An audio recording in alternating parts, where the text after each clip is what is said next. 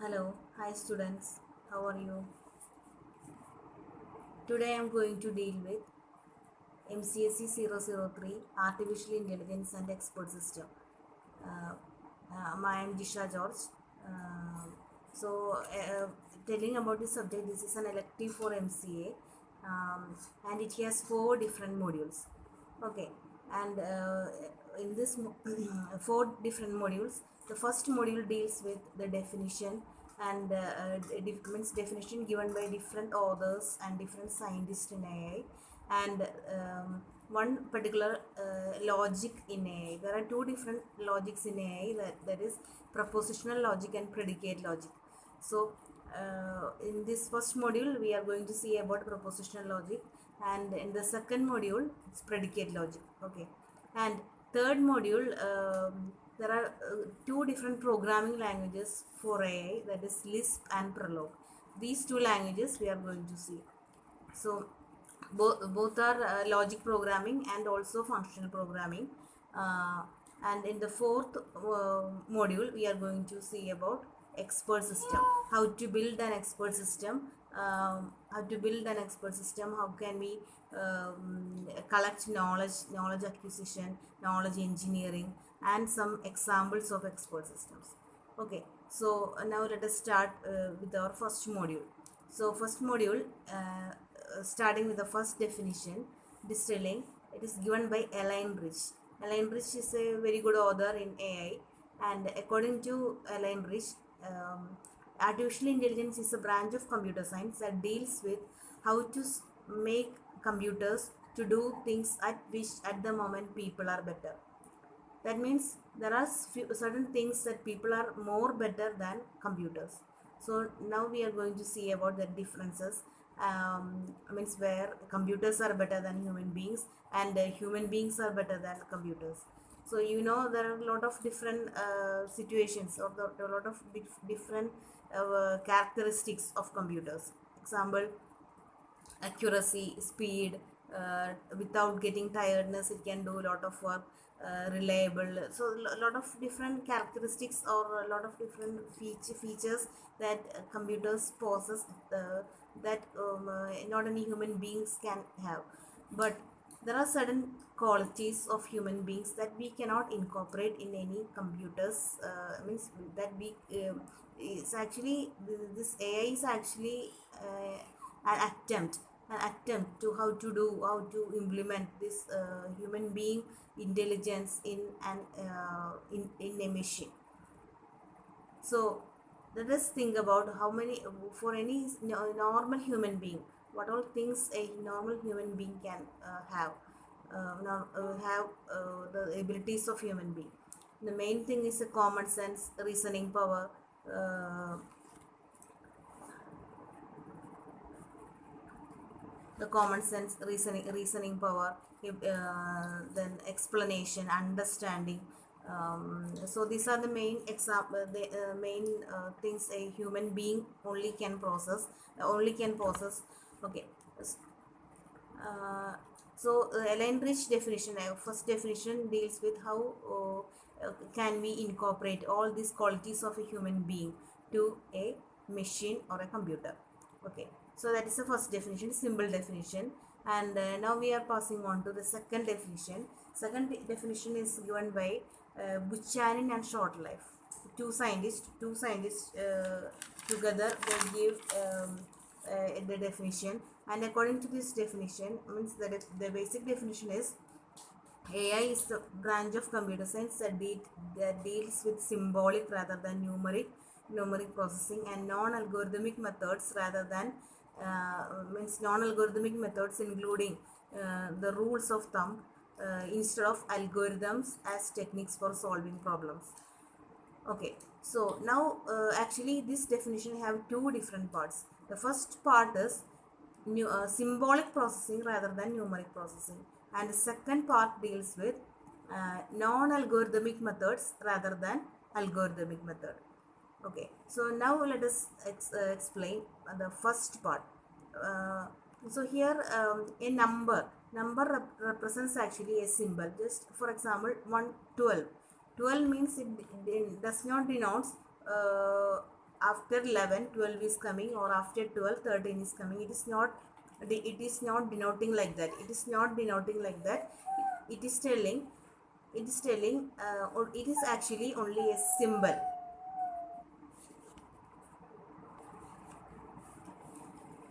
Here 12 is only a symbol. It does not, it means maybe a bus number, or a room number, or anything like that, just denote something.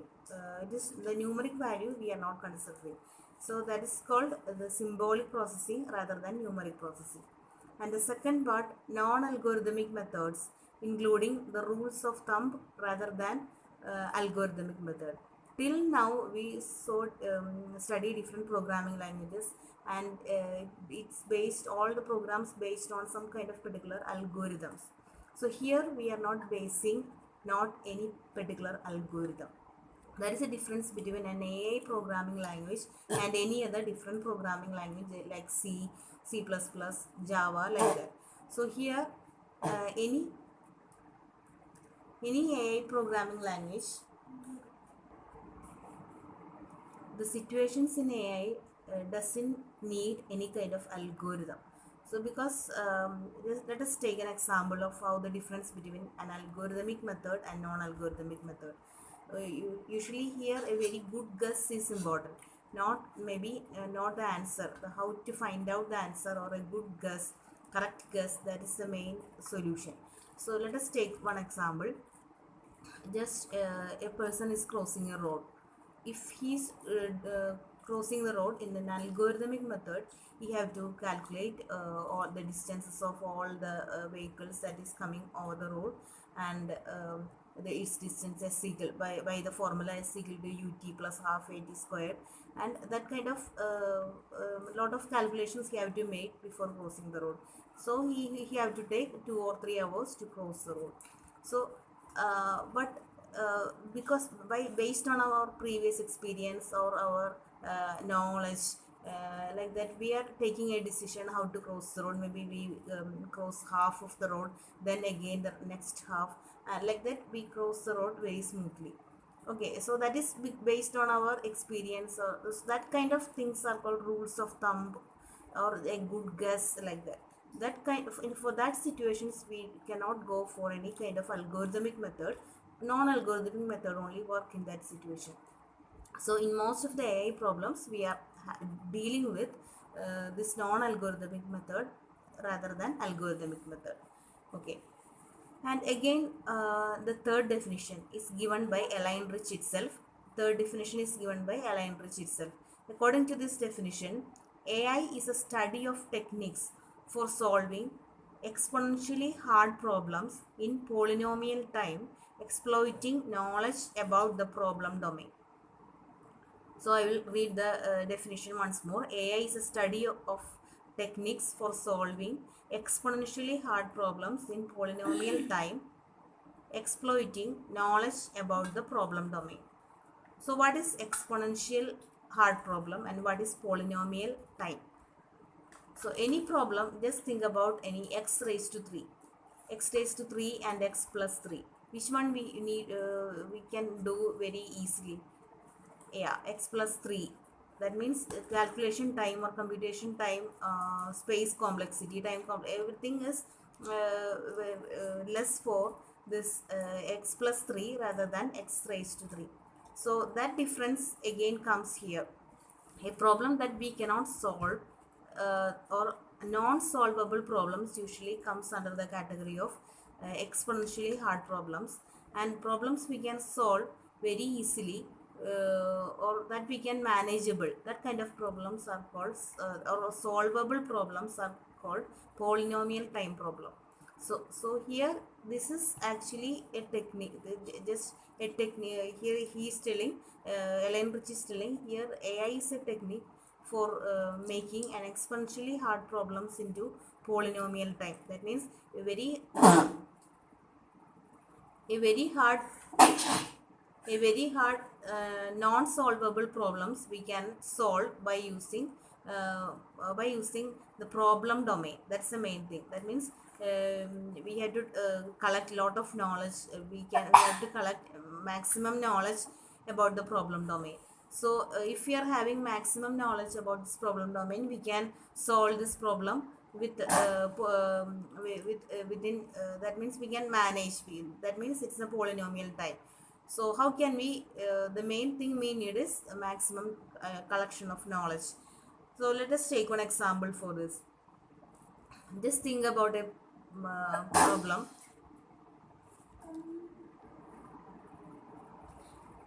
A person from Kerala is searching for a person in Delhi. That means he don't, maybe he lost or something long back. So he is searching, going to Delhi to search that person. He don't know where he is, only his name he have. That means not any other information he have, only the person name, not where he's staying or where he's working, not any information he don't have.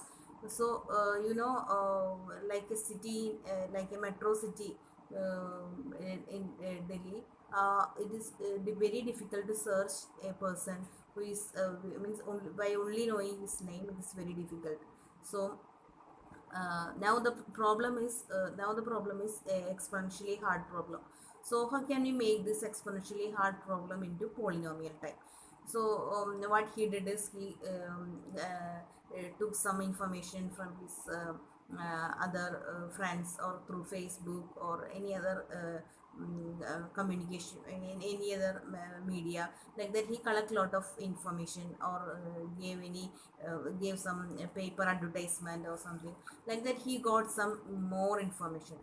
Okay, again he start continuing his searching. Then he got some more information. Now he got the exact proper street number of that person who is staying, means he's where he's staying, like that. So now the problem is problem is in the polynomial type. That means he can manage the problem. And now the problem is that is easy, make easy, that kind of conversion from a hard problem to easy problem. That is AI. For that, the techniques to for the conversion is AI, like that Elaine Rich is telling in this third definition. Okay, so like that, these are the main important definitions in this unit 1. And when we are passing to unit 2 in this first module, it is starting with the one of the logic of AI. So actually there are two different logics for AI: propositional logic and predicate logic. Propositional logic is dealing with means dealing in this second unit. So just think about what is a propositional statement. Proposition means actually it should have a truth value. Maybe in English grammar or something you may studied about propositional statement. Means like interrogative sentence, exclamatory sentence, like that. We are having a propositional statement. So propositional statement is a statement that is having a truth value. Truth value means either it can be true or false. A maybe or that kind of conditions are not there. Either it can be true or it can be false. Only two situations exist. So some examples are: sugar is sweet. So obviously all of you know it is true. So that kind of means facts are coming in this category of propositional statement. The sun rises in the west, all of us know it is false. So again, so these two statements having truth values, that kind of statements are coming under the category of propositional statement. So what here we are having the link with this propositional logic is we are the problem statements. The problem statement is given as a paragraph, or some sentences, that is called premises. Premises means the background of what is happening, or that is called premises. The premises are given as certain set of statements, and each statement is in the form of propositional statement. Okay, so this propositional statement is also having, we can make it compound also. Compound means we can by using some conjunctions or operators, logical operators like negation, and, or, implies, double implies, maybe something similar to Boolean algebra, right? So that is there in this propositional logic or the total logic area of AI. We are having very good similarity with Boolean algebra. Okay, so here we are using 5 logical connectives: negation, and, or, implies, double implies. Okay, so now we are going to see about the syntax of propositional logic. So before going to syntax, let me tell about what is an atom. An atom means a single symbol. That means the statements that we are having in this premises. In this premise, that is maybe a lot of different propositional statements. We are converting into symbols, symbolic notation. Symbolic notation, for converting to symbolic notation, first of all we have to identify the different important things in these statements. Okay, so that important things we are converting into capital letter symbol, single symbol, capital letter symbol. That single symbol is called an atom. Okay, so like that we are joining different symbols and making a sentence complete or a paragraph complete by using the connectives. So that kind of formula is called a well-formed formula. So according to this syntax, the first thing is a single atom is also called a well-formed formula. And the second point in this syntax is, if A is a well-formed formula, then negation is also a well-formed formula. Like that, if A and B are well-formed formulas, then A and B, A or B, A implies B, A double implies B, everything are also well-formed formulas. Okay, so now by using this connectives, different symbols, multiple symbols and multiple connectives, we can make a very lengthy formula like that. Okay, so like that the statements in propositional logic is coming. Now we are coming on to the semantics. Semantics means meaning. Semantics of propositional logic. So here it's like a truth table. Semantics is like a truth table. What will come as a result of two propositional symbols when we are doing an or, and, implies, double implies, like that. So now let us take two inputs only.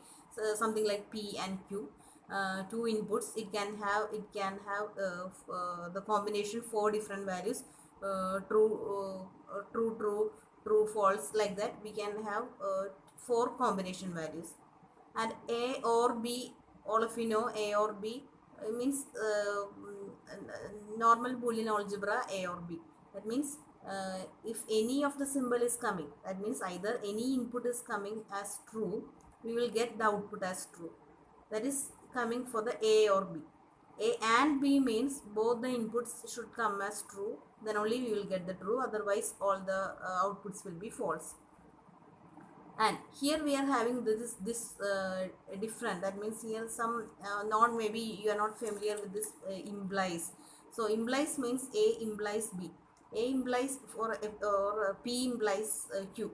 Okay, P implies Q means only one situation where it gets false is the first input is true and the second input is false. Okay, the first input is true and second input is false. All other situations we are getting true. And double implies is similar to exclusive OR. Those who are familiar with Boolean algebra may know about this exclusive OR. Exclusive OR means we are thinking about the same input and different input. Same input only means how we are getting the output of Boolean means exclusive OR, like that the same output we are getting for this A double implies B.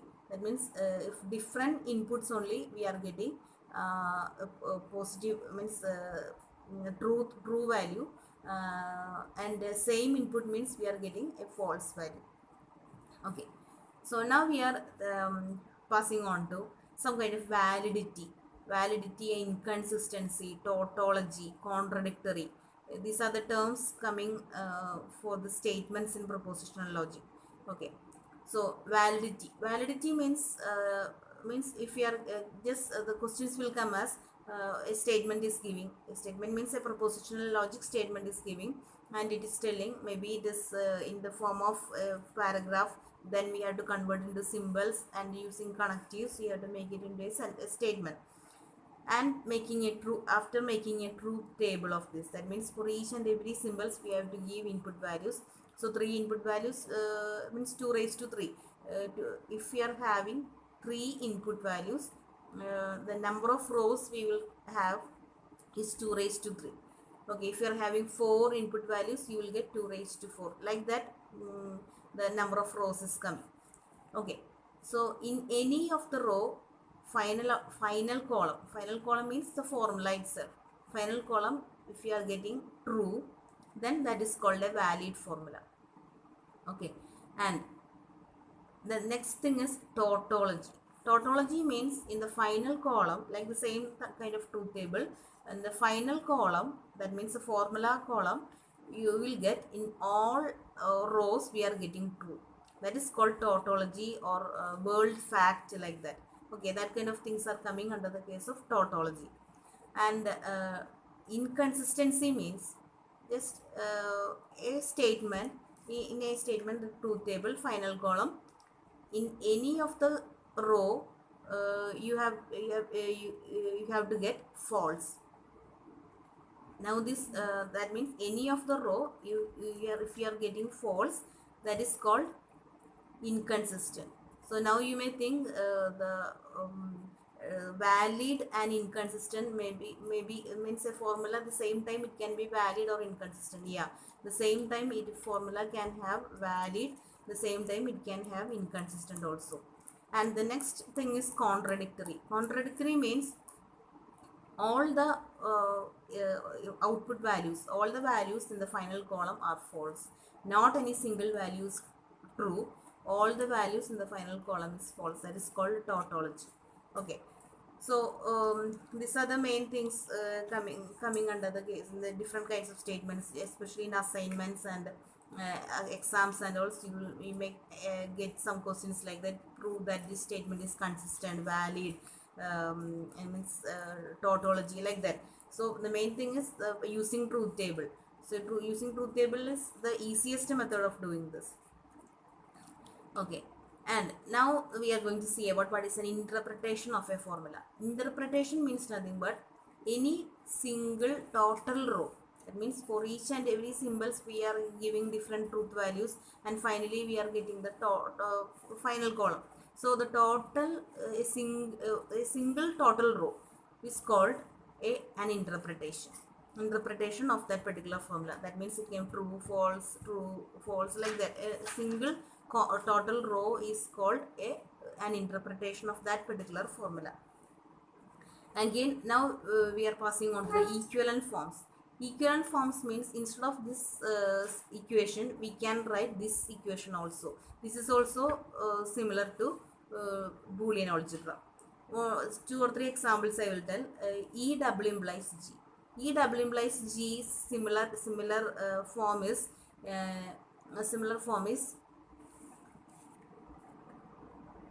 E double implies G. Similar form is E implies G and G implies C. Both sides it should have implies. Okay, and the most common equivalent form we have to use throughout this subject is E means E implies G. That means every time means most of the situation in the normal forms and all we have to eliminate this implies.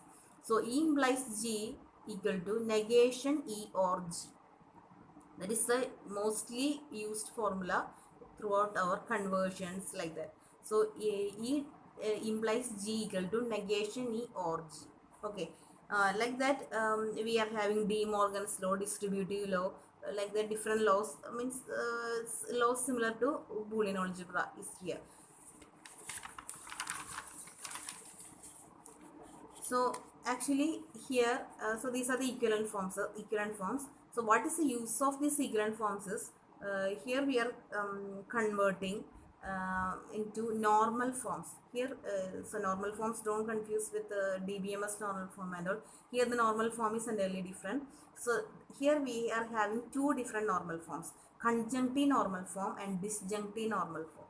Conjunctive normal form CNF and disjunctive normal form DNF. So now we are going to see about the steps for converting. Steps for converting a formula, a propositional logic statement to DNF or disjunctive normal form. So first of all I will tell you what is disjunctive normal form. First of all I will tell you what is disjunctive normal form. So disjunctive normal form means a normal form where in between we are having disjunction symbol. That means formulas maybe there are a lot of brackets and all. So in between brackets we are having only disjunction symbol or symbol. But conjunctive normal form, in between brackets we are having conjunction symbol. Conjunction symbol means and symbol, not any other symbol. Not any other symbol. And one more thing, in a disjunctive normal form, inside the brackets we have only conjunctive symbol, and disjunctive normal form and conjunctive normal form, inside the bracket we are having only disjunction symbol. If any of the case is violating, it is not in this particular normal forms. So these are now we are passing on to the steps for converting. Steps for converting means steps to converting a propositional statement into DNF or disjunctive normal form. Okay, the first step is E W implies G. One example, E W implies G is converting means is equal to, its equivalent form is, wherever we are getting an W implies G format, we have to do E implies G and G implies C. Similarly, if we are getting a form like that, E implies G, then negation E or G, then we have to apply and convert into that form. Then the second step is, this have to do in order by order. So second step is, if you are having a negation outside the bracket and inside the bracket, then automatically it will neutralize. That means the symbol only will come. That means negation in the bracket, again we are having negation E, then we will get the answer as E. And in De Morgan's law, next third step we are applying is De Morgan's law. So De Morgan's law, negation E or G equal to negation E and negation G. So here we are taking the negation symbol near to the atom, not outside the bracket. To take all the negation symbol towards the atom, we are removing the bracket, and the same time the and is converting to or, and the vice versa. That means here if or is inside the bracket, when it is coming to outside the bracket, it is and if it is or inside and inside the bracket, it is coming as or. And distributive laws, these distributive laws also we need to apply, especially if we are getting the answer as DNF, but you need CNF only, you need to apply one distributive law. Okay, so find the final step.